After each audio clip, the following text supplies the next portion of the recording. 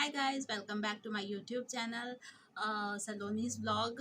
तो मैं आप लोगों को आज सेकंड डे है नवरात्रि का, तो माता ब्रह्मचारिणी के बारे में बताने जा रही हूँ। तो लेट्स गेट स्टार्टेड। सबसे पहली बात तो ये कि ब्रह्मचारिणी मैया जब पिछले जन्म में शैल पुत्री बनी थी, मतलब शैल के यहाँ जन्मी थी, हिमालय के यहाँ जन्मी थी। तो उनको नारद जी ने कुछ बातें बताई थी कि नहीं, ऐसे तुम शिव जी को अपने पति रूप में पा सकती हो। तो जब उन्होंने इतना व्रत और तपस्या की थी, इतनी व्रत और तपस्या उन्होंने की थी कि उनका नाम ब्रह्मचारिणी हो गया था। इतने ज़्यादा उन्होंने तपस्या की थी शंकर जी को पाने के लिए।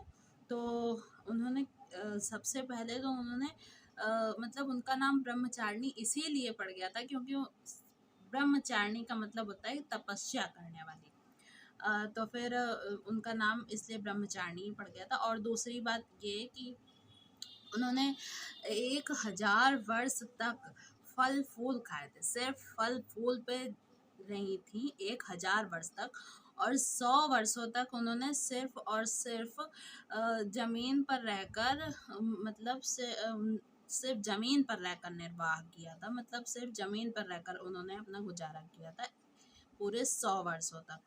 और उसके बाद भी उन्होंने काफ़ी तपस्या की थी, जिनमें से 3000 वर्ष तक वो सिर्फ बिल पत्र खा कर रही थी, सिर्फ बिल पत्र खा कर रही थी। और फिर उसके बाद भी सिर्फ भगवान जी की आराधना करती रही। जब उनको लगा कि अभी नहीं, मतलब इतना इतना काफ़ी नहीं हुआ है, मतलब उन्होंने अपने पति रूप में शंकर जी को तब तक नहीं पाया। फिर उन्होंने उसके बाद भी फिर उन्होंने मतलब वो जो बेल पत्र वो खा रही थी, उन्होंने उसको भी छोड़ दिया, खाना भी छोड़ दिया।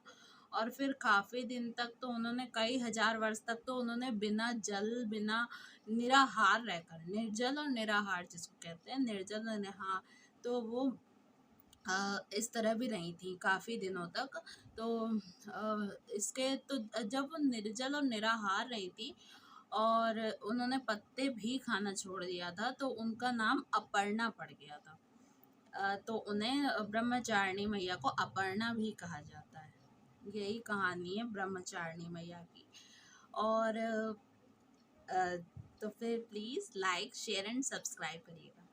और मैं कोशिश करूँगी कि कल फिर से तीसरे दिन, नवरात्रि के तीसरे दिन मैं डाल सकूँ फिर से ब्लॉग। अगर आप लोगों को प्लीज़, आप लोग देखते हैं तो प्लीज़ लाइक भी कर दिया करें, like, share and subscribe, please support me, please. Bye bye, happy Navratra.